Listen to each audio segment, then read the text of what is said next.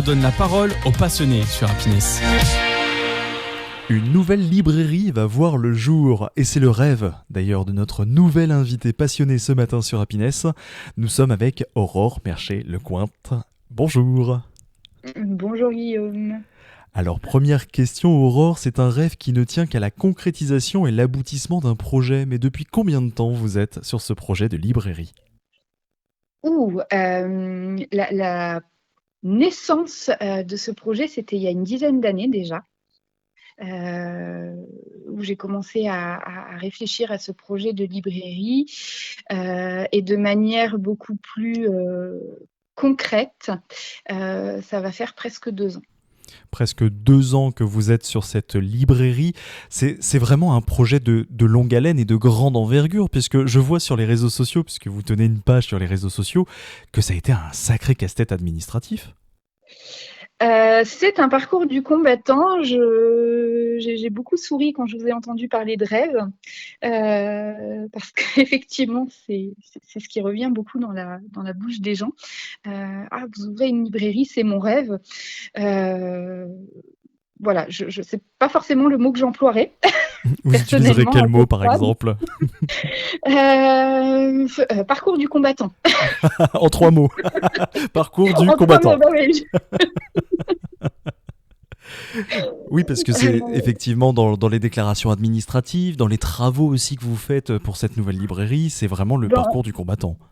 Ouais, dans tout en fait, le parcours entrepreneurial d'abord, le parcours juridique, le parcours administratif, les travaux effectivement.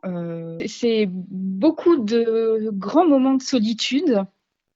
C'est aussi beaucoup de soutien. J'ai cette chance aussi que ça me permette de rencontrer des gens incroyables et j'essaye de ne retenir que ça. Voilà, je prends un jour après l'autre. Donc peut-être que dans 3 mois, quand on se reparlera, je vous dirai oui, ça y est, je vis un rêve. Pour l'instant, je m'accroche. Mais en tout cas, vous vous accrochez bien grâce aux personnes qui vous soutiennent, à vos proches. Et qui sont-ils, ces personnes qui vous soutiennent ? Mon papa, mon frère, des amis proches, quelques membres de la famille. J'ai la chance, je les appelle ma garde rapprochée. Ils sont pas très nombreux, ils ont beaucoup diminué ces 18 derniers mois, mais aujourd'hui, je parlais de parcours du combattant tout à l'heure, mais je pense que c'est pas péjoratif en fait. C'est vraiment quelque chose qui vous aide à aller à l'essentiel et notamment dans vos relations. Et j'ai cette chance, voilà, je ne veux pas les citer parce que j'ai toujours peur d'oublier quelqu'un. Donc, mais je sais qu'ils se reconnaîtront. S'ils nous écoutent, ils se reconnaîtront. Et puis évidemment, ma mère qui est décédée il y a 2 ans et qui a été un grand soutien jusqu'à la fin et à qui, je suis sûre, n'est jamais très loin. Voilà. C'est très très beau ce que vous dites. En tout cas, on pense à vos amis, à vos proches, à votre papa, à votre maman, évidemment. Alors Aurore, vous êtes passionnée de littérature. L'occasion est bonne en fait d'associer l'entrepreneuriat et la passion pour les livres. Oui, effectivement, c'était le choix aussi d'un projet de vie, pas seulement les livres, mais aussi ce que ça représente dans mon parcours parce qu'il faut savoir quand même que ces 18 derniers mois, c'est sans doute la période de ma vie où j'ai le moins lu de livres, en tout cas, documents administratifs, juridiques, etc. Ça, il n'y a aucun souci. Des vrais livres, j'en relis depuis quelques semaines à peine, mais oui, une passion pour le livre, pour le mot, pour le verbe, pour l'objet aussi. C'est vraiment un tout. C'est d'ailleurs un tout que dans ce projet, en tout cas de librairie indépendante, qui va s'appeler En Liberté, ce sera donc à Fichedam, donc dans le Clermontois. Pourquoi vous avez choisi de vous établir dans cette très chouette commune ?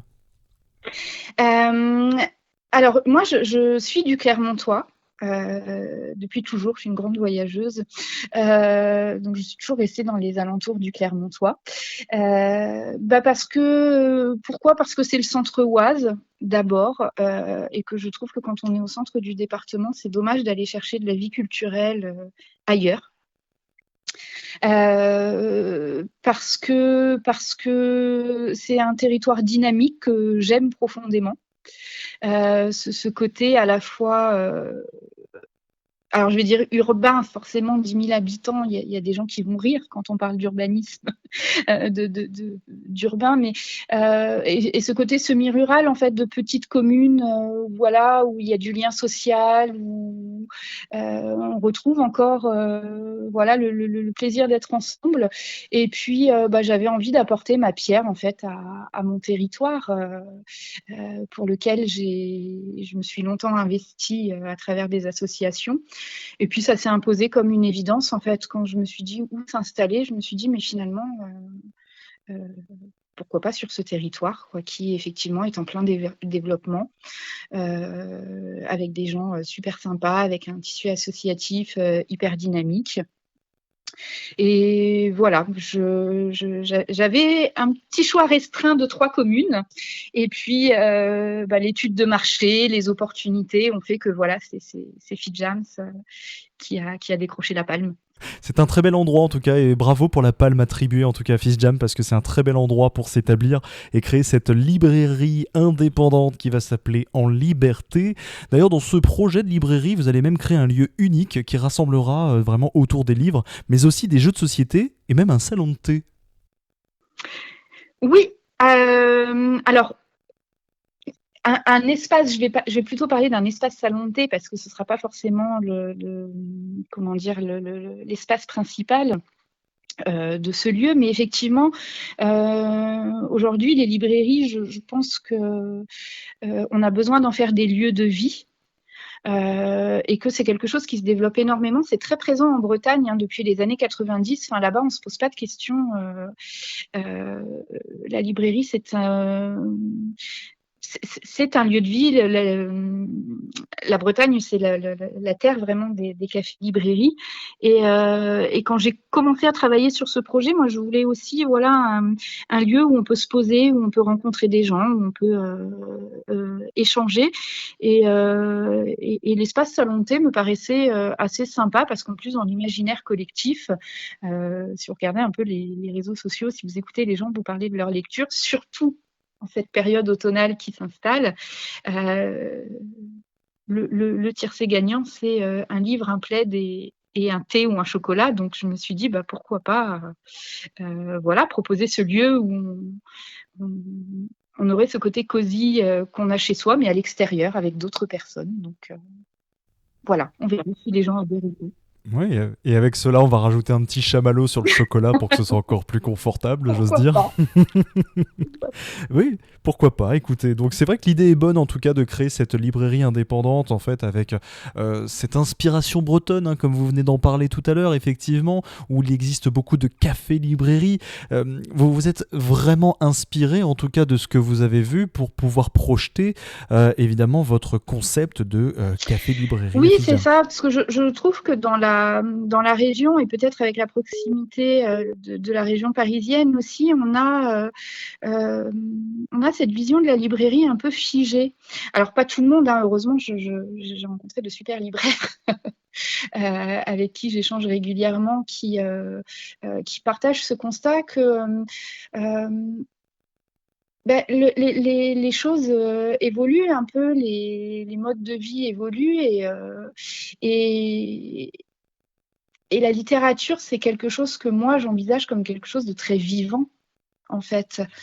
Et donc, pour rendre le livre vivant, il faut un lieu à son image et à son image et un peu à la mienne aussi. Et c'est vrai que je m'imaginais pas travailler dans une librairie classique juste avec des rayonnages, en fait. Voilà. Donc effectivement, ce concept de librairie de café s'est vraiment imposé assez rapidement. Ce concept en fait de librairie, c'est aussi une empreinte, un héritage de votre passage sur Terre, hein. Plus qu'une présence, c'est aussi un hommage familial et militant. Oui, oui, effectivement, héritage familial. Alors, oui et non, finalement, dans ma famille, on dit peu. Donc, j'ai été un peu longtemps l'ovni, si je peux dire, de ce point de vue-là. Parce que effectivement, ma mère disait toujours que quand j'étais petite, il suffisait de me coller devant une bibliothèque et en fait, voilà, mes parents pouvaient passer la soirée tranquille avec leurs amis, on me récupérait 2 ou 3 heures après, j'avais pas bougé. Donc, donc j'ai eu la chance, malgré le fait, voilà, de ne pas venir d'une famille très littéraire, on va dire, d'être épaulée quand même. J'étais un ovni, mais j'étais pas regardée bizarrement, quoi. On se disait bon, bah c'est ça qui lui plaît. Finalement, c'était les cadeaux d'anniversaire de Noël étaient aussi du coup beaucoup plus faciles. On n'avait pas à se demander ce qui nous ferait plaisir. Et puis, ouais, le livre a toujours eu une part vraiment très importante dans ma vie, dans ma construction personnelle. Et j'ai eu envie de partager un peu ça, en fait. Voilà, tout ce que ça représente. Eh bien, partager le livre, en tout cas, on va pouvoir le partager ensemble et évidemment avec toutes les personnes du Clermontois, de l'Oise et même peut-être d'Amiens, puisque Happiness est jusque là-bas, avec cette librairie qui va s'appeler En Liberté à Fisjams. Ça va être vraiment un projet vraiment exceptionnel, un projet qui incarne aussi, et pour terminer, une passion, nous l'aurons entendu, mais aussi la résilience et l'espoir. Oui, oui, il y a un peu de ça. C'est vrai que moi, dans mon parcours, je le cache pas, mais je l'étale pas non plus. Je suis autiste et quand je vois ce que le livre a pu m'apporter, j'ai envie. En fait, de me dire que le livre peut-être apporter à d'autres aussi l'ouverture sur le monde. C'est tellement de choses, en fait, ce projet, là, en quelques secondes, c'est très compliqué de le résumer, mais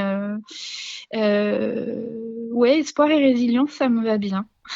Espoir, résilience et même différence. La différence, parfois, ça crée des séparations, mais là, ça crée une conviction intime, une ambition intime que vous nous partagez ce matin, Aurore, sur le micro, au micro d'Happiness, avec évidemment cette rubrique. On entend que vous êtes passionné, franchement, ça fait vraiment du bien à entendre. Je voulais conclure parce qu'on sait qu'actuellement, vous êtes encore en travaux pour cette librairie. On peut encore donner à la cagnotte Litchi ou pas du tout ? Oui, on peut. Elle restera ouverte, je pense, jusqu'à l'ouverture. Donc, j'espère prochainement. Je m'avancerai pas sur une date, je crois que vous avez compris, vous l'avez dit tout à l'heure, vous me suivez sur les réseaux sociaux, donc vous savez que j'ai appris à être prudente. Oui, elle va rester quelques semaines, effectivement, encore, avec des contreparties qui seront offertes par tirage au sort aux participants. Et puis, pour soutenir aussi ce projet de différence, voilà, on en parlait. Il y a aussi cette cagnotte, elle a pour but, en fait, de pouvoir intégrer à la librairie un rayon accessibilité. Qui me tient très à cœur, avec des livres en FALC, avec des livres accessibles aux troubles 10, avec du gros caractère, avec de l'audio pour les personnes malvoyantes, enfants et adultes, parce qu'on a aussi souvent tendance à oublier qu'un enfant avec handicap ou trouble devient un adulte toujours qui garde son handicap ou son trouble. Et donc, voilà, l'idée, c'est de pouvoir s'adresser à toutes ces personnes, de leur dire que ça existe, qu'on n'a pas besoin d'aller farfouiller sur Internet, en fait, que c'est pas aux personnes différentes d'aller chercher en fait le livre qui leur convient, mais c'est de leur amener le livre qui leur convient. Voilà. Parfait, merci Aurore Mercier-Lecointe. Vous êtes donc une future libraire à Fizz Jams avec cette ouverture très prochaine. On vous soutiendra également sur la cagnotte et on vous soutiendra évidemment sur les réseaux sociaux. Merci beaucoup. Merci à vous.